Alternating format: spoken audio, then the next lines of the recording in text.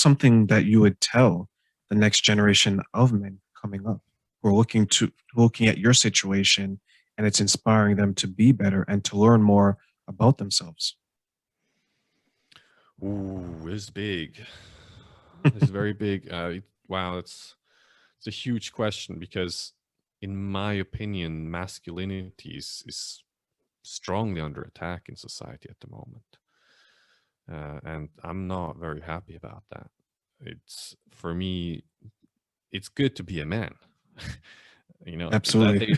it's great to be a man, and I feel there's a lot of shame that is coming up towards that label of, oh, you're a man, well, you must be, I don't know, some sexual predator, or you're perverted, or I don't know, all of those things. So what I would recommend the younger generation is define it for yourself what a man means. Now, you don't have to define it in a way so you get stuck again in some kind of identity, but actually feel into it. Like, let go of those preconceived notions of what a man is supposed to be, and connect to the energy inside of you. Because I am not fond of, let's say, traditional gender roles, for example. Like, yes, sure, they have their place, but just like, um, breaking that mold and being like, well, this is not what a man is, this is not what a woman is, and then trying to equalize everything, that just gets you as much into Hell's Kitchen, because again, you're defining things and you're getting like very rigid around it. And what I want people, especially when they're in a relationship, is like, connect to the energy. Like, there's an energy, there's a primal energy that's inside of you, a masculine energy that wants to be expressed. Express that energy, be with that energy. And then it's not, it stops becoming like this mind fuck where you're like, oh, I need to be this way or that way. It's like, no, like, come back to that energy, be with that. And at the beginning, yes, you may find traits that you didn't think are masculine, like you might feel hurt or you might feel vulnerable. Great, start there, because then you can go through those parts and you become whole, because we all start somewhere and we go through a journey. So where you're starting and the energy that you're meeting when you become real with yourself isn't necessarily the energy that comes out, 2 years later, when you have really been with yourself in a powerful way. So that's the advice. I don't know if that's useful. I think it is. Because I believe in that. I believe in that wholeheartedly. And I think many things that are generally associated with being a man are um, being viewed in a different way, positive, negative, or indifferent. And it's starting to be redefined. But I think the point, the points you made about focusing on the energy of those around you, because I think that's the best way to play it off. If I'm in a relationship with someone and together we can make certain things work outside of the quote unquote gender roles or outside of the quote unquote modern way of doing things, that's okay because that's what's working for us. Because what's working for you and your spouse, some of it may work for me, some of it may not work for me. But to attack you because of that difference, I feel is not conducive to a solution that's going to be for everyone. And I think that's where we're going, unfortunately, in some areas of the world. And I will say that I think we need to start going back to making sure what's in our house is good, is running optimally, is running efficiently, and then taking that same type of energy and making sure the world runs in the same way. Because it's one thing to tell, okay, train, you're going to do this, this, and this, but I may not be good at two of those three things you just mentioned.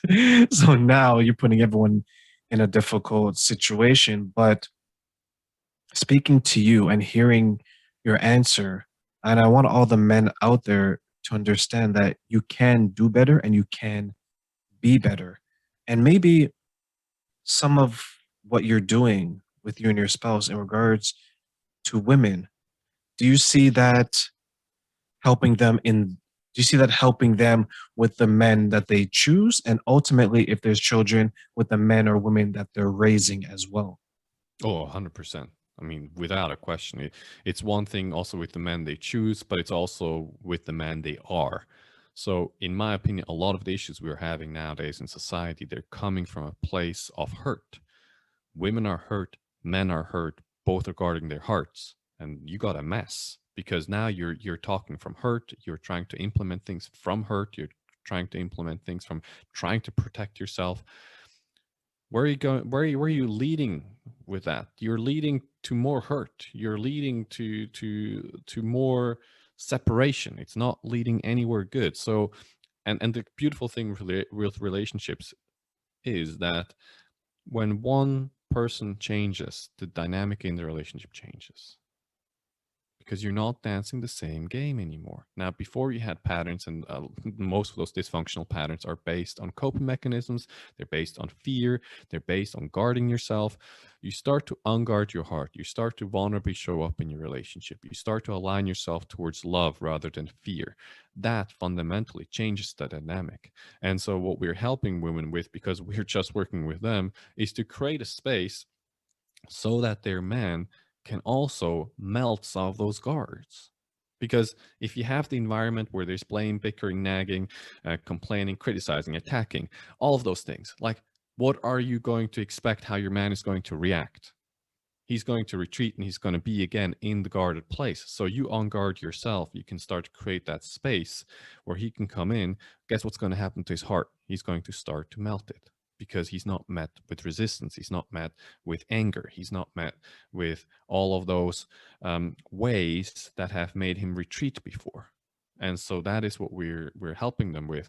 And that, of course, trickles down into the children if they have children, because you are showing a different role model. You're showing them that you can handle conflict differently. You don't have to fight when you have conflict.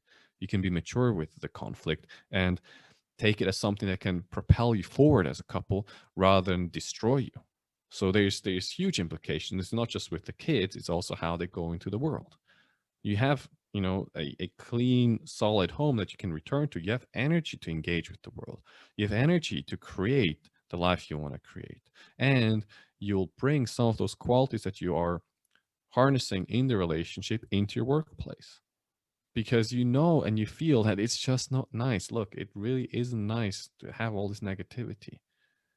And so you stop tolerating it in your in some other relationship. So it has a ripple effect everywhere. And that's why we are started with relationships, because they are like the smallest building block of society. And so through changing that, you can change the entire society. Are you surprised that so many of us have that negativity in our lives and we struggle to even identify that we have that in our life? I don't know if I'm surprised. I just know it is this way, and I see a lot of systems in place that help with that. You can look at the media. What is the media doing? They're trying to sell you more fear. Oh, this tragic is happening. That bomb went off, and whatever. I stopped listening to the media like years and years ago because I came to a point where I was like, am I going to do something about it when a plane has crashed in Kenya? No. Okay, so I'm not going to fill my brain with stuff that I'm not going to do anything about, which is 99% of what's in the media. And so I can see the media, some of the movies, some of the novels that are out there is drama, drama, drama, drama, drama. So we are conditioned towards drama. And then you can look at some of the pop music. It's drama, violence in there, right? You can look at some of the games. There's drama, there's violence. So there's all that stuff is there, and so in one way, it's not surprising when you have all of that. And then also at let's take it a little bit deeper. At a deeper level, you can also look a lot of the drama or fear. I mean, that's what one of my mentors said. Fear stands for future events appearing real. That's what fear is. So fear is driven by the mind. The less you buy into the story of the mind, the less drama you have, the less fear you have in your life. And at the beginning, it feels strange because there is a strange kind of almost pleasure from being like, oh my God, what's going to happen? And, oh, are we going to be okay? And how is this going to work out? And oh no, she said this and that. Like there's a certain energy in that. And so once you start to like untangle yourself from that, and you're like, you know what? I'm not going to buy into it anymore. I choose peace and I'm not choosing all the mind stuff, and I'm going to implement certain things like meditation, which can help. When you start doing that, it can feel strange, but it can bring you deeper into your being, and then you prefer it and you choose it. And then you can see, yeah, then you start thinking, why is there so much drama and fear and all that? It stops making sense because you stop buying into it. But for everyone else, it makes perfect sense because for them, it's real.